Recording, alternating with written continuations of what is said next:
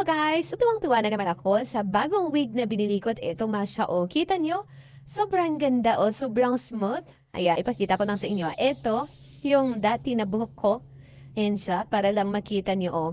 Yan. And ito yung original na buhok ko talaga na super buhaghag. So, hindi na rin ako nagpaayos ng buhok kasi lagi ako nandito sa tindahan at mainit na rin kasi talaga yung panahon ngayon. So, parang pag magpaayos ako ng buhok, tas lagi na rin ako nagpoponi, so masisira pa rin. And kasi naisip ko din yung harm na kapag lagi tayong nagpapaayos ng buhok, nagpapakulay ng buhok, hindi rin talaga maganda sa health nga natin. So nga, noong nakaraan, di ba, meron akong pinakita sa inyo na wig na color, ano yon, color black.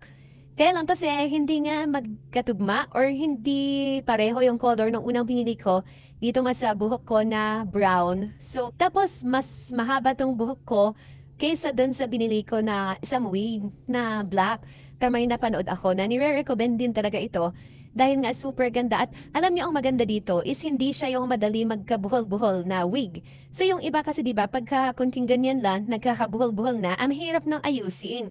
So ito, parang maraming conditioner yung ginamit sa wig na to. So ang ginagawa ko, meron naman siya kasama na hairnet, pero hindi ako gumagamit ng hairnet. So gaganyan lang. Nagpuponi na ako. Pero kasi once na nalagay ko na yung wig, tinatanggal ko na yung pony niya.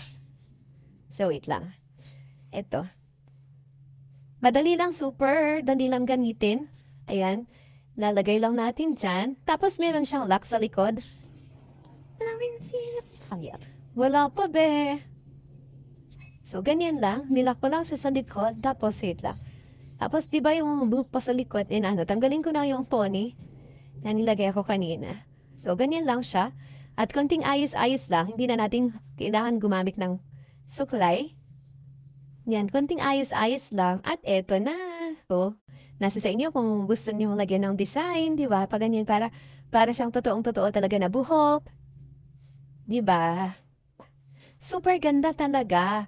At napaka-smooth na tong wig na to. Kaya sobrang tuwang-tuwa ako. And ayun na nga mga mi, madali lang sa ayusin.